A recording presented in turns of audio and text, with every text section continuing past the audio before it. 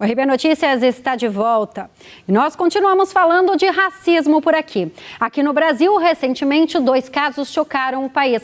De João Pedro, que morreu baleado por policiais no complexo do Salgueiro, em São Gonçalo, na região metropolitana do Rio de Janeiro, e do menino Miguel, que caiu no vão do prédio depois de ser colocado no elevador pela patroa da mãe dele. No dia 18 de abril, o menino João Pedro, de 14 anos, estava dentro de casa, na companhia de amigos, no complexo do Salgueiro, em São Gonçalo, região metropolitana do Rio, quando foi morto durante uma operação conjunta das polícias federal e civil.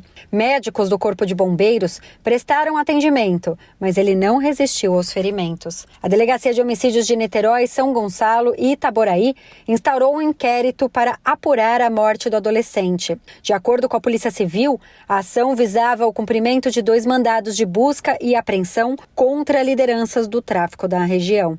E mais um caso em que o racismo causa dor em uma família. Ele era tudo na minha vida. Miguel estava sob os cuidados de Sari Corte Real, já que a mãe dele havia descido do apartamento para passear com uma cadela.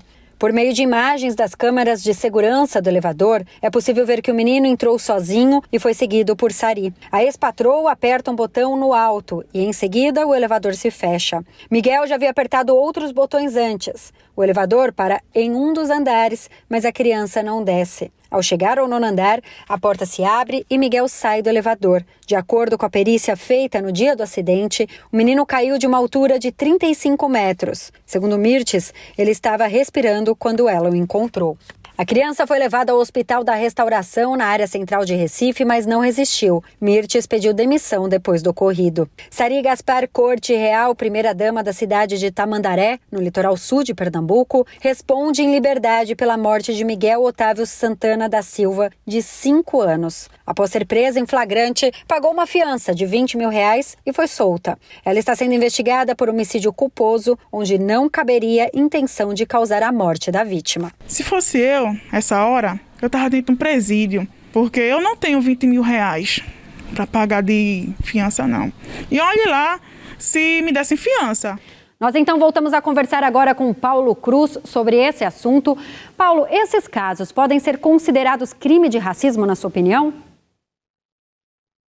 Olha, é assim, a realidade também de uma periferia é bastante complexa. Então, quer dizer, nós temos uma questão histórica, né, da escravidão, da abolição, e de fato que empurrou os negros para as periferias, né, para ficar à margem da sociedade. Então, quer dizer, é evidente que a grande quantidade, a maioria das pessoas que vivem na periferia são pessoas negras, né, pretas ou pardas, como se diz assim na estatística do IBGE, né? Então, é claro que essas pessoas estão numa situação de vulnerabilidade, né? Então, quer dizer, o caso do João Pedro, o caso desse menino, que são casos completamente diferentes, penso eu, mas que trazem um dado assim que é interessante, que eu não diria propriamente de desprezo porque eram negros, mas um certo desprezo pela vida daquele que é pobre, né, daquele que é o serviçal, daquela comunidade que não tem pessoas que têm muito dinheiro.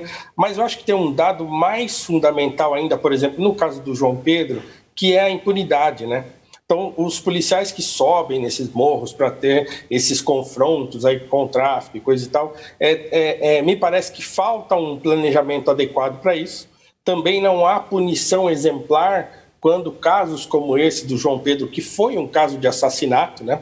Não tem também desculpa quanto a isso. Então, quer dizer, o menino estava dentro de casa, com outras crianças dentro de casa, brincando, e a polícia então entra no quintal da casa e atira lá para dentro. Alguns tentaram arrumar uma explicação dizendo, não, mas é que os bandidos pularam dentro da casa. Bom, a polícia então tinha que ter abortado a missão em nome de preservar. Inclusive o próprio menino avisou, né? Disse que estava Exatamente, que tinha outras crianças lá. Então, assim, é claro que foi um caso de assassinato. Mas se esses casos tivessem punição exemplar, penso eu que eles tenderiam a ocorrer menos. Então, há um grande problema de impunidade ligado à marginalização dessas comunidades e ao menosprezo mesmo, porque nós temos aqui no Brasil essa mania ainda de pensarmos nessa lógica de senhor e servo, né? E eu não atribuo muito isso à raça, mas há um tipo de cultura que se criou aqui que, claro, pode ser herdeira da escravidão, mas que hoje envolve os ricos e envolve os pobres de maneira geral, em que eles se enxergam como entes separados dentro de uma sociedade que deve ser plural e que deve ser única, né?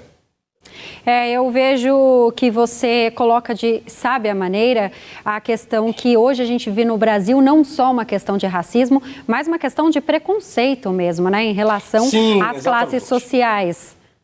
Exatamente. Então é uma questão assim, a gente precisa, eu acho assim, o racismo é uma coisa muito séria e na minha maneira de ver, muitos não concordam com isso e é adequado e é lógico, né, não precisa concordar com tudo, mas eu costumo ver o racismo de maneira concreta. Então eu não acho que exista um racismo de maneira abstrata. Então o racista é uma pessoa, é um indivíduo que pratica racismo de forma consciente. Então, na minha maneira de ver, uma pessoa racista, ela sabe que é. E ela tem orgulho de ser daquele jeito.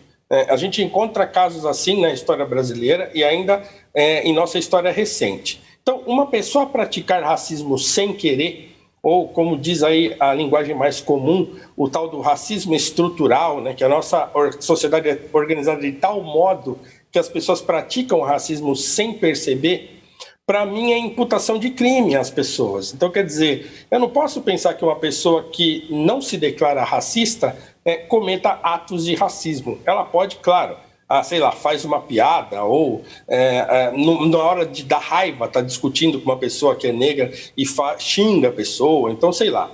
Esses casos todos eu acho que devem ser ponderados à luz da realidade e à luz de a gente suspender o juízo a respeito da pessoa, né, quando ela diz, olha, eu não sou racista. Então tá bom, eu tenho que acreditar que a pessoa não é, né, e que ela não está só disfarçando para não pagar o preço pelo que ela fez. Então eu acho que a gente tem que separar, eu acho que o debate fica mais qualificado, eu acho que a gente tende a construir uma sociedade mais justa quando a gente fala sobre racismo, quando é racismo, a gente fala de preconceito quando é preconceito, ou seja, aquelas várias ideias preconcebidas que a gente tem a respeito das coisas, isso todo mundo tem, e quando o preconceito gera discriminação. Então, quer dizer, eu considero um negro inferior, por isso eu não o contrato, ou eu trato mal no meu comércio. Então, essas coisas todas precisam ser equacionadas. Eu acho muito ruim quando a gente generaliza, porque coloca a sociedade toda em suspeição e não me parece apresentar nenhum horizonte de solução, né? Se todo mundo é racista, ninguém é racista e a gente não descobre, então, onde que estão os problemas, né? Então, acho que seria muito adequado se a gente conseguisse, aos poucos, porque é um debate muito difícil e sensível, separando as coisas, né? Separando aquilo que realmente é racismo daquilo que é uma estupidez ou é uma educação errada que a pessoa teve, ou sei lá, né? Mas eu acho necessário, acho fundamental que a gente aprenda a discutir esse assunto, assim, sentando, respirando fundo e tentando enxergar onde está o problema e tentando apontar uma solução que seja concreta e real. Quando a gente fala de racismo, a gente também está falando de educação, né? A gente vai falar a seguir sobre o retrato do racismo na imprensa nacional e internacional. O RB Notícias volta já.